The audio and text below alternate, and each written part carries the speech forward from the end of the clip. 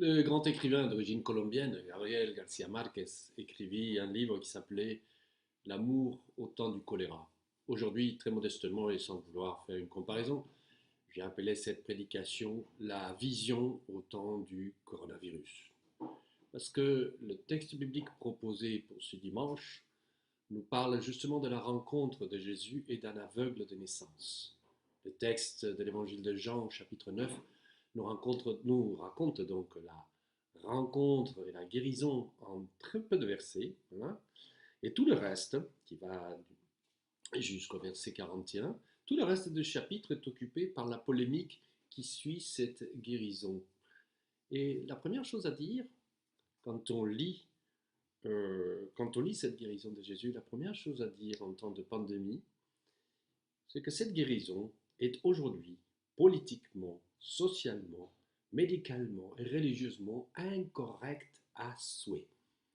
À un moment où la plupart d'entre nous sommes confinés et où on nous invite à garder la distance sociale, comme ils disent, à garder une distance, à ne pas nous toucher, à nous laver les mains et à éviter surtout toute projection liée à la salive en portant des masques, voici Jésus qui va redonner la vue, donner la vue à un aveugle de naissance en crachant par terre, en faisant de la boue et en prenant cette boue et en touchant les yeux de l'aveugle. Horreur, horreur, toucher le visage de l'autre avec de la salive et de la boue. Il fait ça aujourd'hui et quelqu'un le voit ou le filme et autre qu'une amende de 135 euros, on le descend sur place, on le descend tout de suite. Et maintenant que j'y pense, il a fait ça à son époque et on l'a quand même descendu aussi. C'était sans compter sur l'action de Dieu qui l'arracha heureusement de la mort pour nous tous. Encore une fois, hier comme aujourd'hui, ce qui peut être agent de mauvaises nouvelles ou de mort dans la main des humains, entre les mains de Jésus se transforme en vue, en vie et en lumière. Ce qui est intéressant aussi dans ce texte, c'est de voir certaines attitudes qui sont très parlantes. Vous savez, Aristote disait que le mal n'a pas de sens. Le mal n'a pas de but précis et que c'est pour cela qu'il se présente en général d'une manière désordonnée, comme une surprise, d'une manière chaotique. Et que chercher à lui trouver une raison d'être, s'avérerait une entreprise complètement inutile. L'attitude que Jésus a devant cet aveugle de naissance semble aller dans le même sens que celui de la pensée d'Aristote. Mais Jésus va plus loin. Jésus ne cherchera pas le sens du mal qu'il retrouve devant lui, mais il cherchera à donner du sens au mal qu'il trouvera devant lui pour l'amener dans la direction de la vie.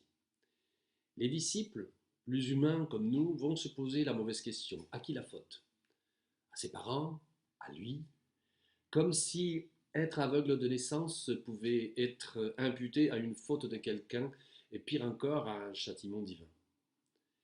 Et donc en plus de présenter Dieu comme un juge cynique, tortionnaire, autoritaire, qui distribue des bons et des mauvais points à l'humanité, ce que nous avons dans l'attitude des disciples, et c'est une logique paralysante et dangereuse.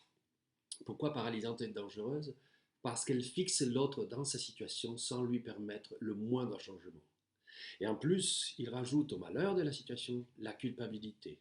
Non seulement tu es aveugle, mais en plus, probablement, c'est ta faute. C'est de toi que ça vient.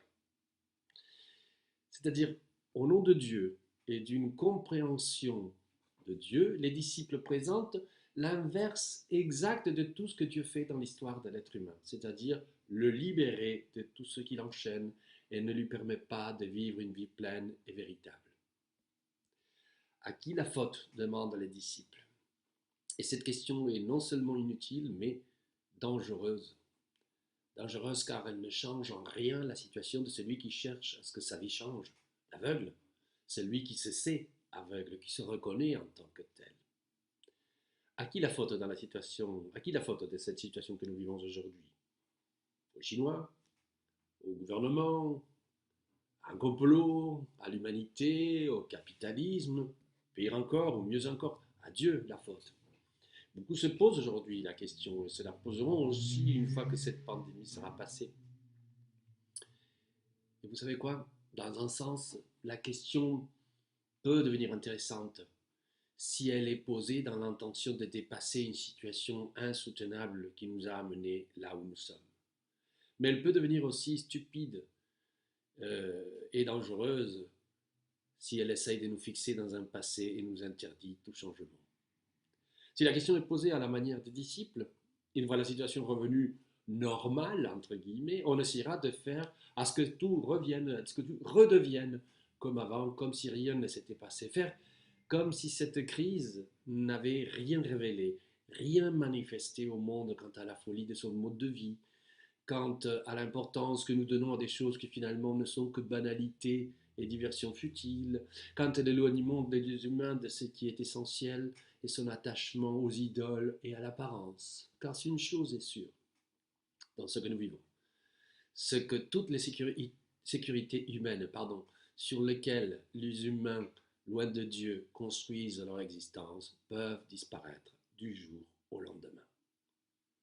Il est intéressant de constater aussi, dans l'attitude des disciples comme dans celle des autorités religieuses de l'époque, c'est qu'ils ont les yeux fixés sur le passé, dans le passé. Ils ramènent, au lieu de se réjouir et de sauter de joie parce qu'un aveugle de naissance retrouve la vue, non, ils ramènent l'ancien aveugle systématiquement à sa condition justement passée d'aveugle. Et donc, un aveugle de naissance pour eux doit rester aveugle car ce changement nous est insupportable. Car si j'accepte qu'une chose change, implicitement j'ouvre la porte à ce que tout puisse changer. Donc l'aveugle, il faut qu'il reste aveugle. L'action des dieux en Jésus nous montre bien que l'Éternel, notre Dieu, n'aime pas trop les choses fixées à jamais et inamovibles. Pour lui, ces choses, ces situations qui semblent intouchables sont d'autant d'opportunités de changement pour montrer par où passe la volonté de Dieu. Encore une fois, Dieu en Jésus, comme nous le disons souvent, fait toutes choses nouvelles. Et je suis sûr, qu'il y a aujourd'hui même déjà des gens qui sont en train de réfléchir comment faire pour que tout redevienne comme avant une fois que cette crise passera. Et qui vont essayer de tuer dans l'œuf toute initiative nouvelle en essayant d'effacer vite les leçons de cette crise. Et il est de notre devoir de chrétien, me semble-t-il, mais vous n'êtes pas obligé de partager mon point de vue, il est à mon avis de notre devoir de chrétien d'aller dans le sens exactement contraire à cette logique. Et comme Jésus nous demandait dès aujourd'hui comment nous allons profiter de cette crise, dès aujourd'hui, pour que non seulement il ne soit pas une pause entre deux situations fixées et inamovibles, mais pour qu'elle soit une nouvelle opportunité de rendre visible la volonté de Dieu d'amour, de grâce pour ce monde. La situation inhabituelle à laquelle nous sommes confrontés peut être un véritable révélateur. Il peut montrer à certaines et à certains qui croyaient voir parfaitement qu'ils ne sont en réalité que des aveugles. Apprendront-elles à se reconnaître comme aveugles devant Dieu? D'autres probablement auront l'humilité de le faire et diront avec les paroles du cantique, comme dit le cantique Alléluia 46:10, ouvre mes yeux, Seigneur, au mystère de ton amour. Je suis l'aveugle sur le chemin, guéris-moi, je veux te voir. Puisse Dieu ouvrir les yeux de l'humanité en cette période de crise, pour que nos vies aillent définitivement vers l'essentiel et qu'elles soient donc pleines